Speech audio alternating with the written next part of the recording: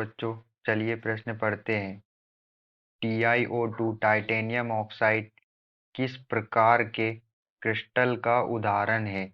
हमें यहाँ पर प्रश्न के चार विकल्प दिए हुए हैं। ए त्रिंताक्ष, बी द्विसमलंबाक्ष, सी एकंताक्ष और डी इनमें से कोई नहीं। चलिए अब हम प्रश्न की मुख्य अवधारणा देख लेते हैं। तो यहाँ पर हमारे प्रश्न की मुख्य अवधारणा क्या होगी?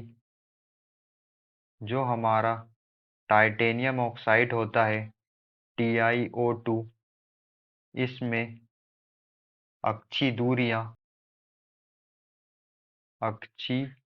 दूरियां अथवा कोर लंबाई, अक्षीय दूरियां या जो कोर की लंबाई होती है वो ए कोर की लंबाई बराबर होती है बी कोर के, लेकिन ए बी कोर की लंबाई बराबर नहीं होती है सी कोर के।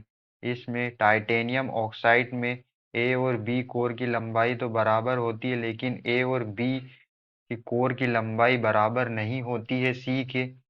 और टाइटेनियम ऑक्साइड में अक्षीय कोण जो होता है, अक्षीय कोण अल्फा बराबर होता है बीटा के, और बीटा बराबर हो अल्फा बीटा और गामा तीनों जो होते हैं वो बराबर होते हैं। और इसमें जो अक्षीय कोण होता है वो 90 डिग्री का होता है, मतलब ये लंबवत होते हैं। 90 डिग्री का कोण होता है और ये लंबवत होते हैं। तो इसमें जो टाइटेनियम ऑक्साइड में जो अक्षीय कोण होता है वो अल्फा बीटा और गामा जो होते हैं वो तीनों बराबर होते हैं, और इसमें अक्षीय कोण 90 डिग्री का होता है, मतलब लंबवत, ये लंबवत होते हैं।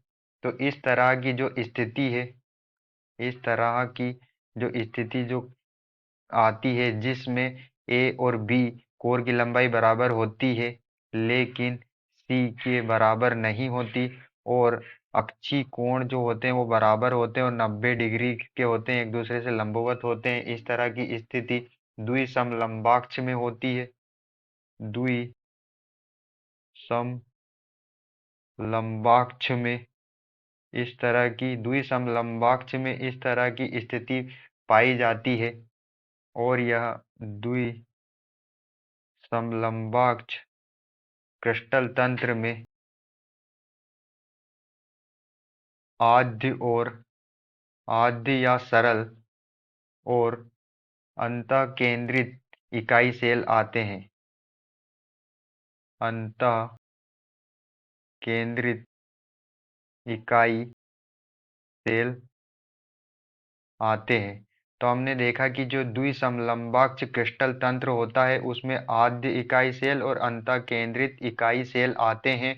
और द्विसमलंबाक्ष क्रिस्टल तंत्र में अक्षीय कोण अल्फा बीटा गामा बराबर होते हैं, 90 डिग्री के, एक दूसरे से लंबवत होते हैं। और अक्षीय दूरियां जो कोर की लंबाई होती है द्विसमलंबाक्ष क्रिस्टल तंत्र में वो ए और बी कोर की लंबाई जो बराबर होती है, लेकिन ए और बी कोर की लंबाई बराबर नहीं होती सी के। तो हम अपने ऑप्शन चेक कर लेते हैं। ऑप्शन बी हमें दिया हुआ है द्विसमलंबाक्ष, यही हमारा आंसर होगा। आशा करते हैं आपको समझ में आया होगा। धन्यवाद।